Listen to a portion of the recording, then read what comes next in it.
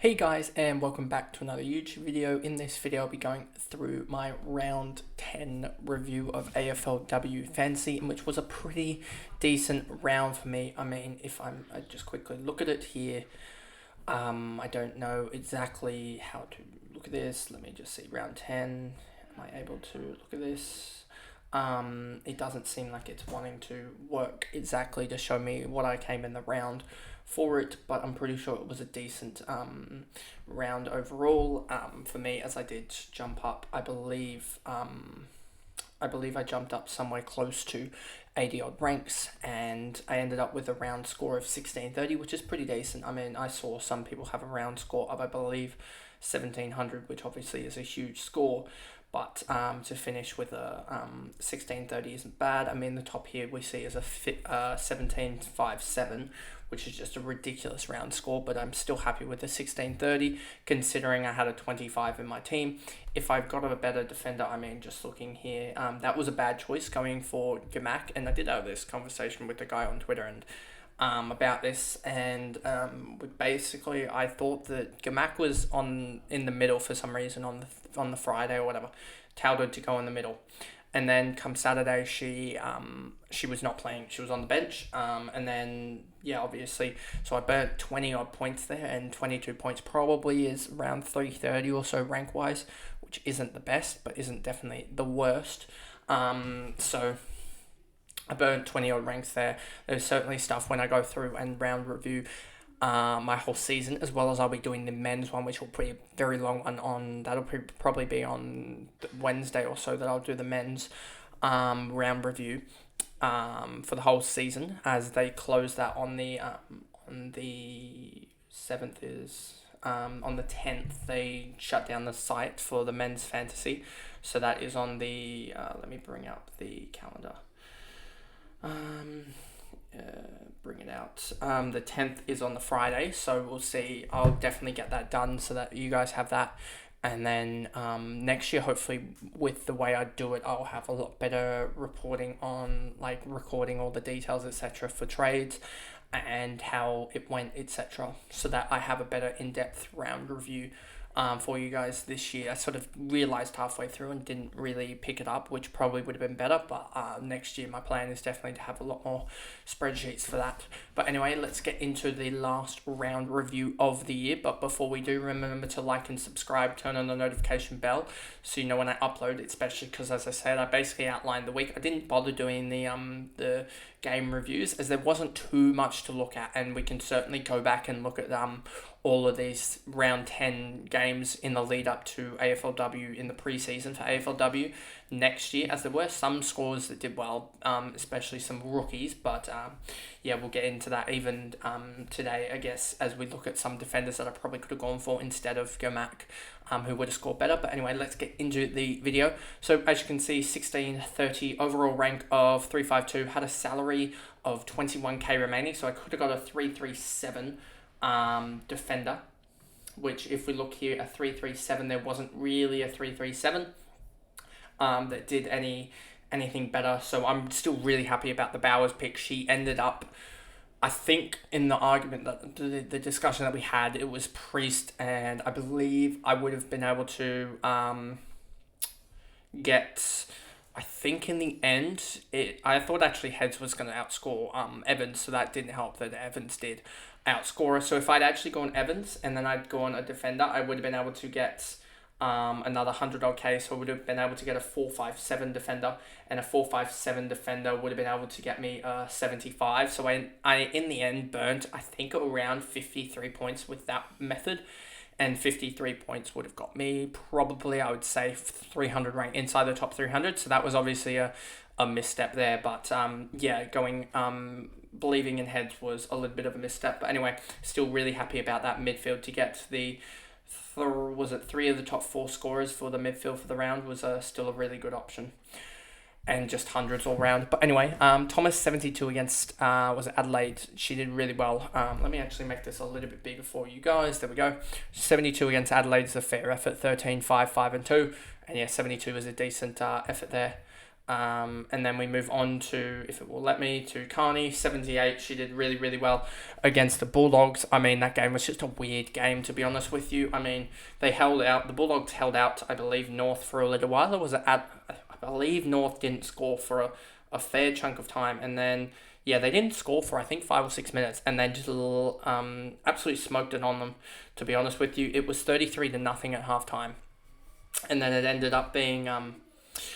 it ended up being 55-9, so still a massive smashing. But to get 78 for Carney is just really good, ever reliable, and I mean, average 72, so that puts her right around her. I mean, she did lose 100k in the end, but just really happy to have that stalwart at the back, and will be interesting to see if she's viable next year as well, but as she gets older, but still very, very reliable this year. Stannard, she ended up getting to a 70, which means a 74 for her. Will be interesting to see her status next year, whether she's a defender or midfielder. But yeah, 70 points, 74 average for the year was, I believe, top. If we look at defenders, all prices, and then we go average, it was Stannard the number 1, Thomas number 2, Carney number 3. So yeah, top 3. Didn't get Sheeran in a couple of weeks ago, which was definitely a mistake going. I think not getting Sheeran a couple of weeks ago was a mistake in going for, I think, Stannard at the time, even though Stannard did go up, I think, a price.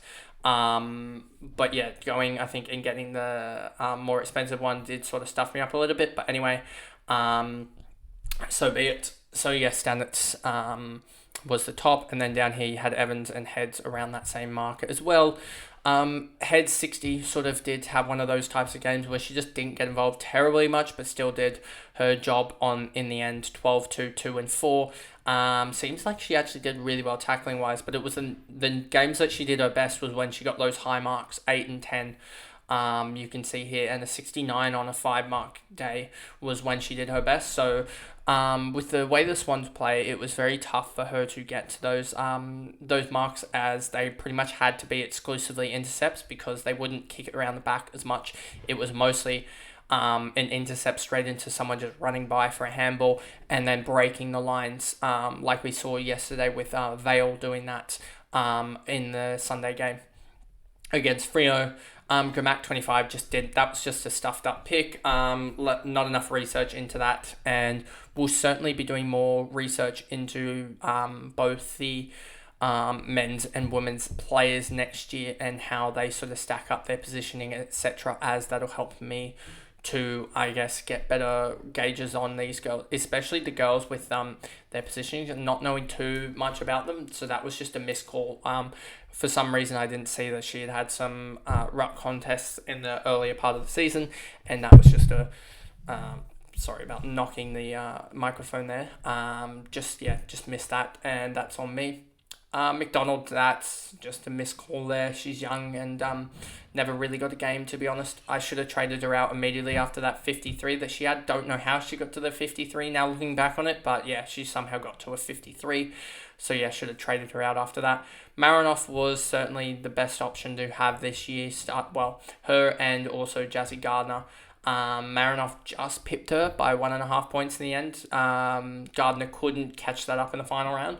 But yeah, so Gardner 150 in the final round was huge. Just having her for most of the season was pretty big. I mean, I picked her up, for the last 6 or so rounds. When we get to that later today, when we do the whole season recap, I guess, for that. Jazzy Gardner did a lot of effort there for a 150 in the last round against the Bulldogs. Bulldogs have been shocking this season, so I expect a revamp from them come next year. But Jazzy Gardner and Riddell putting 280 on them between them is huge.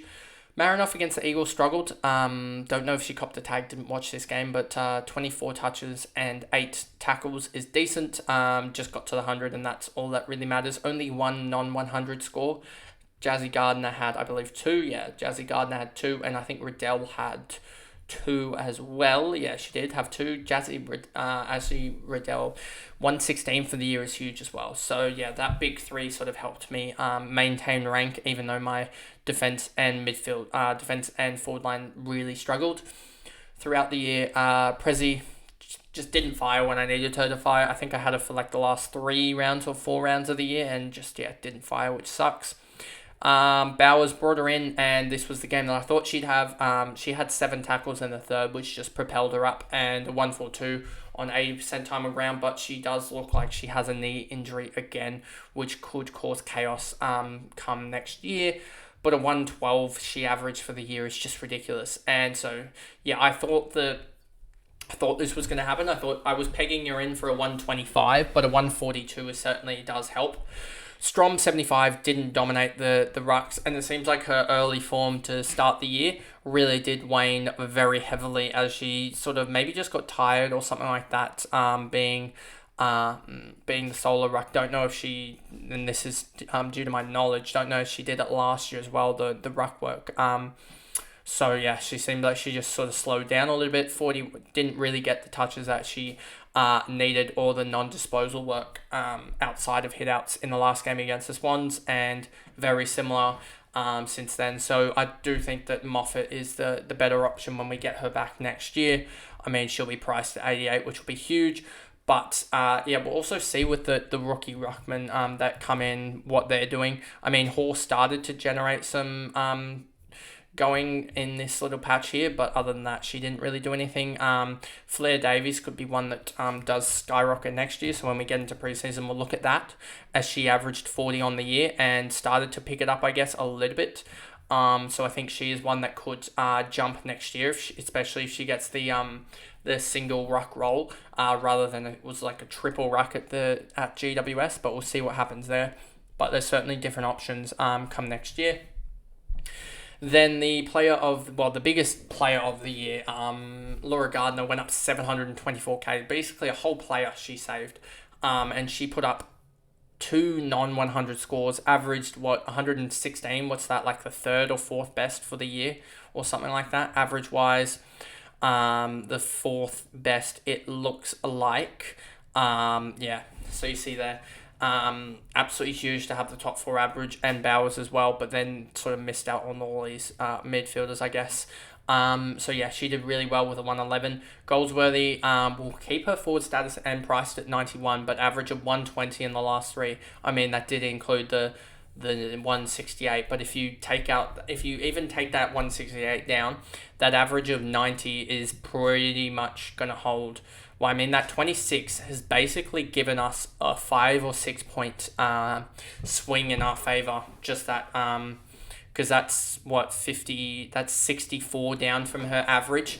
So that is 6.4 points that has saved us at least, more like 7. She probably would have been averaging 97, 98 if that was a 90 odd there. So that's really, really good.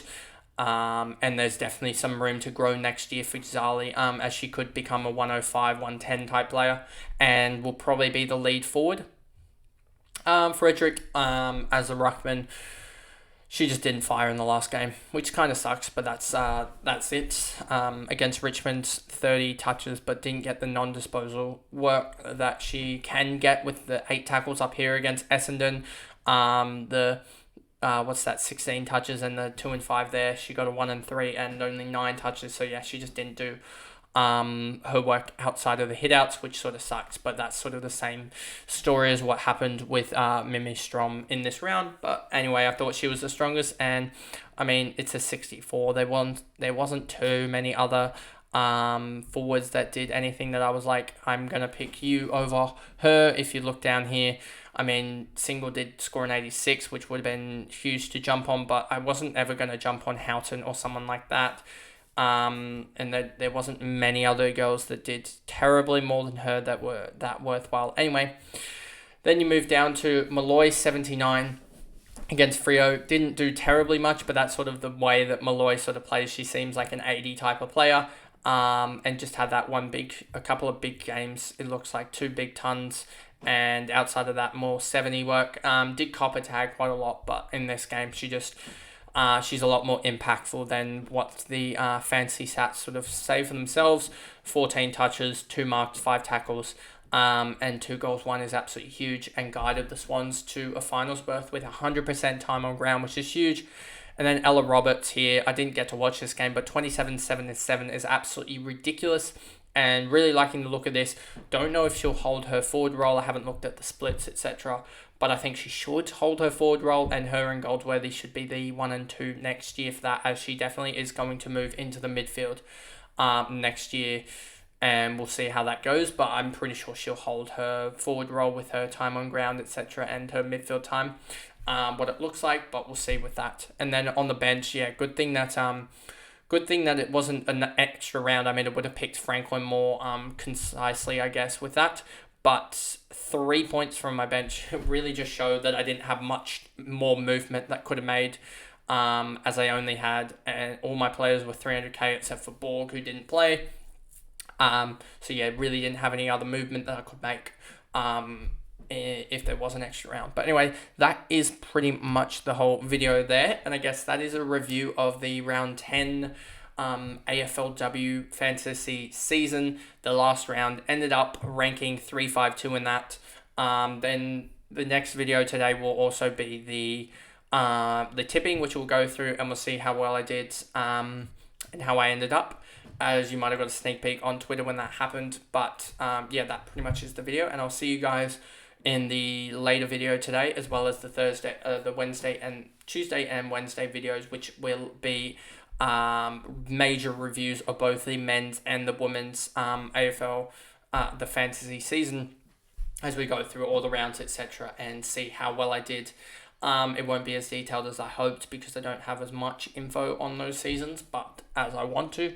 But at least we can go back and look at it and realise that there were some trades that I did in hindsight that weren't the best. But anyway, that's the video, and I'll see you guys in the next one. Bye, guys.